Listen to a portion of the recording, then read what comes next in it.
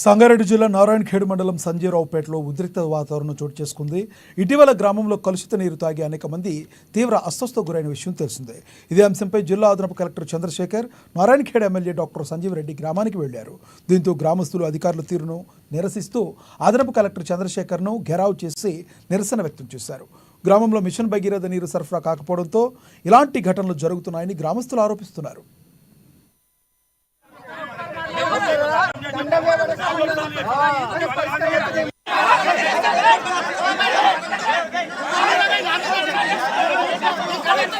వాళ్ళకి ఎవరైతే మృతుల కుటుంబాలు ఎవరైతే ఉన్నారో నిజంగా వాటర్ పొల్యూషన్ వలన వాళ్ళ మృతి కారణం అయితే దాని గురించి ప్రభుత్వం దృష్టికి తీసుకొని పోయి వారి గురించి ఆలోచిస్తాం. కానీ వాటర్ ఏదైతే శాంపుల్ కనెక్షన్ చేసి పంపించిండ్రో ఆ రిపోర్ట్ కూడా వాటర్ కంటామినేషన్ ఇక్కడ లేదు, వాటర్ కంటామినేషన్ లేదు, వేరే వివిధ రకాల కారణాల వల్ల ఏమైందో మరి చెప్పడం జరిగింది. అయినా సరే ఇక్కడ ఉన్న ఆర్ఓ ప్లాంట్ లో నుండి మొన్న శాంపుల్ పంపకపోతే ఆర్ఓ ప్లాంట్ లో నుండి కూడా ఈ రోజు శాంపుల్ పంపమని చెప్పడం జరిగింది. ఇంకేమైనా కేసులు రిపోర్ట్ అయితే కూడా ప్రభుత్వం అన్ని విధాలా సిద్ధంగా ఉన్నది. అన్ని విధాల వారి ఆరోగ్య పరిస్థితి మిషన్ భగీరథ గురించి కూడా మేము గొర్రెకల్ల గానీ పెద్దారెడ్డిపేటలో గానీ నీళ్లు వచ్చే విధంగా కృషి చేస్తా ఉన్నామని చెప్తా ఉన్నాం.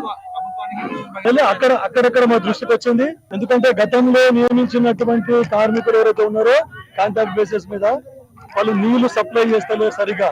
కావలసి ప్రభుత్వానికి చెడ్డ పేరు తీసుకురావాలని చెప్పేసి నీటి సరఫరా కొనసాగిస్తలేరని చెప్పేసి ఇది జిల్లా రివ్యూ మీటింగ్ లో కొండా సూర్యక గారి సమక్షంలో, కలెక్టర్ గారి సమక్షంలో కూడా ప్రభుత్వం తీసుకొని పోయినా ఎస్సీ గారితో ఆర్డర్ చేస్తూ రివ్యూ పెట్టినాము. వాళ్ళు కూడా తగిన విధంగా స్పందించారు. అట్లాంటి కంప్లైంట్స్ వస్తే ఏమని చెప్పిండ్రు, వాళ్ళని మొత్తం తీసేసి ఉత్తోలను కూడా రిక్రూట్ చేసే విధంగా కృషి చేస్తారు.